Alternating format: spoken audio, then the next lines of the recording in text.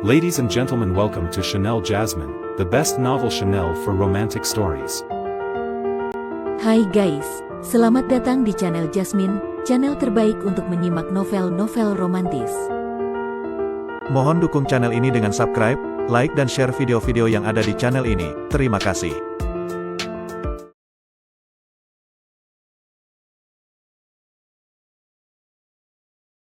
Kaisar Agung Seni Bela Diri bab 877.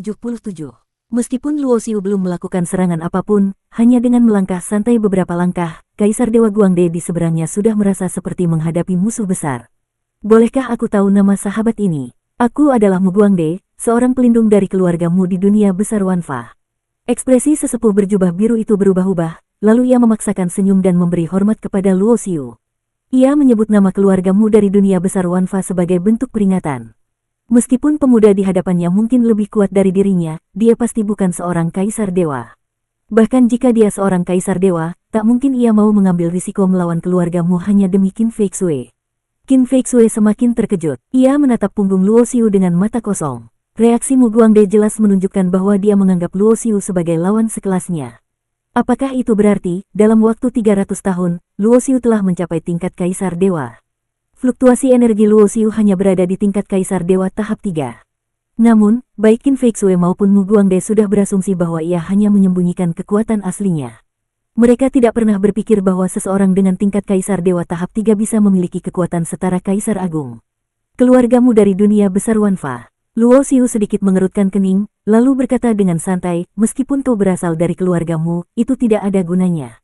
Qin Feixue adalah temanku. Tidak peduli apa alasanmu mengejarnya, kau sekarang bisa pergi. Sejak lama, hubungan Luo Xiu dan keluargamu memang sudah sangat tegang. Meskipun ia tidak menganggap keluargamu sebagai ancaman, di dalam 3000 dunia besar, baik keluarga Ji maupun klan Dewa Perang masih dalam tahap berkembang. Jika bisa menghindari konflik langsung dengan keluargamu, itu akan lebih baik. Mendengar kata-kata Luo Xiu, wajah Mu Guangde mengerut. Sahabat ini tampaknya terlalu sombong. Apa kau benar-benar tidak menganggap keluargamu sebagai sesuatu yang berarti? Namun, sebelum kata-kata Mu Guangde selesai, sebuah dengusan dingin tiba-tiba terdengar.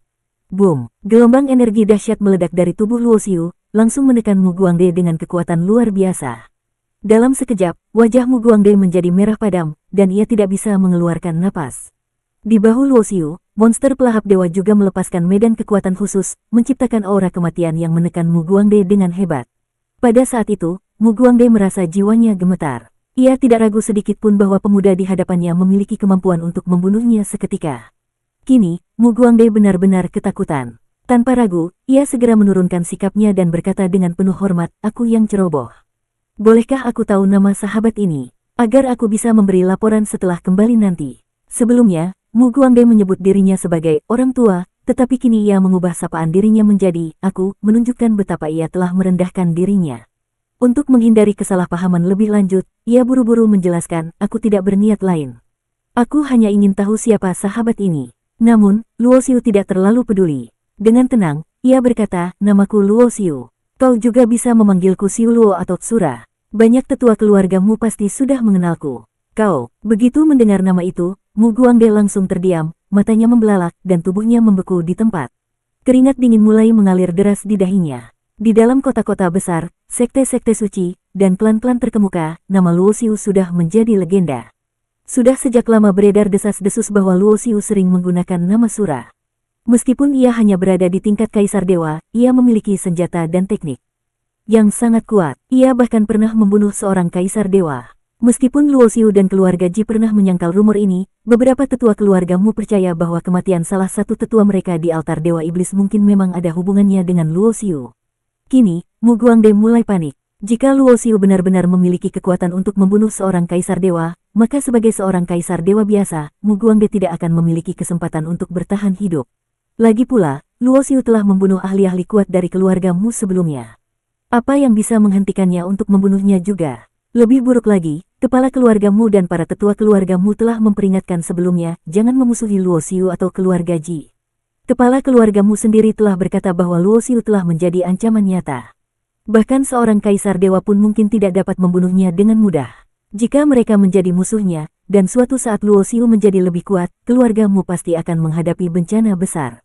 Selain itu, asal-usul keluarga Ji juga sangat misterius. Bahkan para tetua keluargamu tidak ingin berkonflik dengan mereka. Bahkan soal kematian Mu Shao Huang dan tetua keluargamu lainnya, keluargamu memilih untuk tidak menyelidikinya lebih jauh.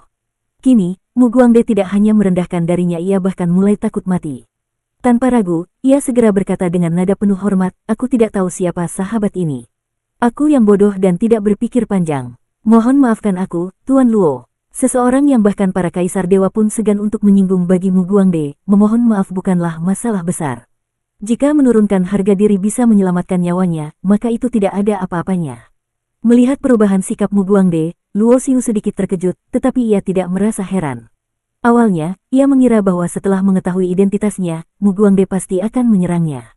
Jika keluargamu masih memiliki niat untuk balas dendam, maka Mu Guangde pasti akan berusaha membunuhnya di tempat. Namun, Mu Guangde tidak bertindak seperti itu. Ini membuktikan bahwa keluargamu tidak ingin menjadi musuhnya. Mereka cukup cerdas, pikir Luo Xiu dalam hati. Dari sikap Mu Guangde terhadap dirinya, Luo Xiu bisa melihat gambaran yang lebih besar dan memahami sikap keluargamu terhadap dirinya dan klan Ji. Meskipun keluargamu adalah keluarga besar tingkat Kaisar Agung di dunia besar Wanfa, mereka bukanlah yang terkuat di antara klan-klan Kaisar Agung lainnya. Mereka tidak puas hanya tinggal di 3000 dunia besar, mereka berambisi untuk naik ke level yang lebih tinggi, yaitu memasuki 8 dunia atas. Namun, jalan menuju dunia atas sangat sulit. Hanya memiliki beberapa kaisar dewa tingkat 5 tidak cukup untuk mendapatkan pijakan di 8 dunia atas. Mereka bisa saja dihancurkan kapan saja, tanpa ada tempat untuk bertahan hidup. Oleh karena itu, keluargamu melihat klan Ji sebagai batu loncatan mereka. Karena klan Ji berasal dari dunia atas, dan mereka sedang memperluas kekuatan mereka dengan agresif, jelas bahwa mereka bersiap untuk kembali ke dunia atas. Jika suatu hari keluargamu ingin memasuki dunia atas, bekerja sama dengan klan Ji adalah pilihan terbaik mereka.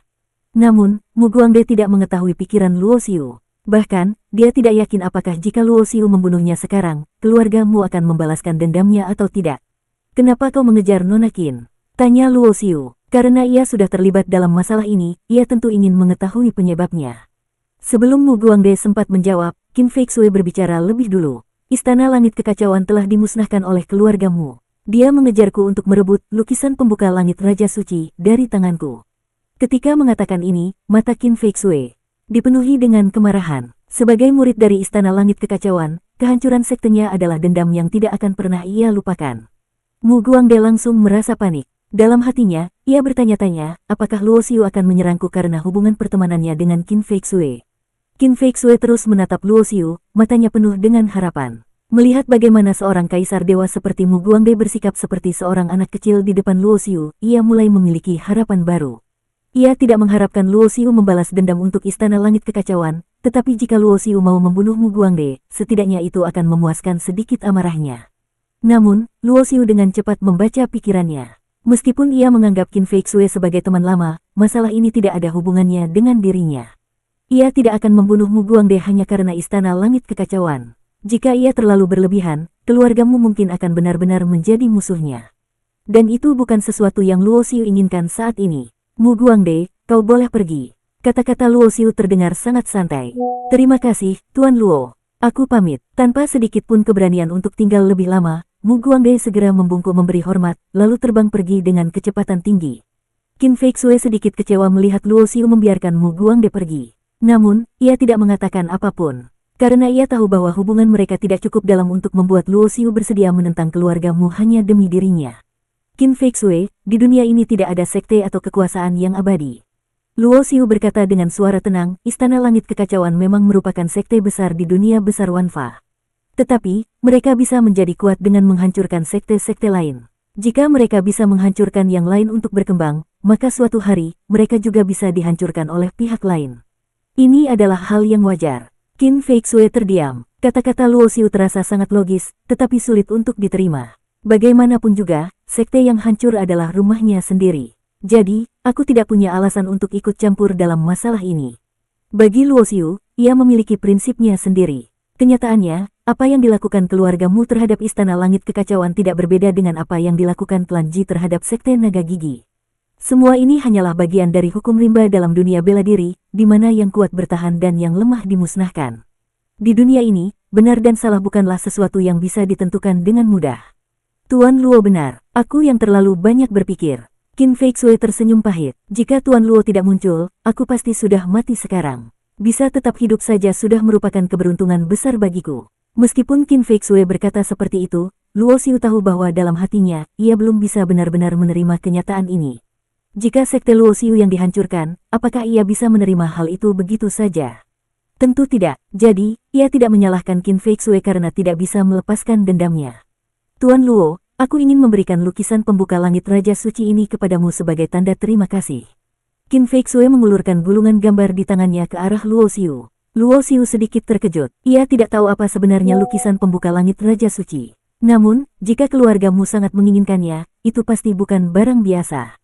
Tetapi Luo Xiu tidak begitu tertarik, ia baru saja akan menolak. Tetapi Qin Feixue tersenyum pahit dan berkata, Tuan Luo, tolong jangan menolak. Dengan kultivasiku sekarang, memiliki benda ini hanya akan mendatangkan bencana bagiku. Kau bisa menganggap ini sebagai aku menitipkannya padamu untuk sementara waktu. Jika suatu hari nanti aku memiliki kekuatan yang cukup, kau bisa mengembalikannya kepadaku. Kata-kata Qin Feixue sangat masuk akal. Sebagai seorang kaisar dewa tahap akhir, ia tidak cukup kuat untuk melindungi harta semacam ini. Selain itu, karena ia menyerahkan harta ini kepada Luo Xiu di depan banyak orang, tidak akan ada lagi yang mengincarnya. Orang-orang akan tahu bahwa ia memiliki dukungan dari seseorang yang bahkan keluargamu pun segan untuk menyinggung. Wanita ini memang cerdas, pikir Luo Xiu dalam hati. Setelah berpikir sejenak, ia mengangguk dan berkata, baiklah, aku akan menyimpannya untukmu.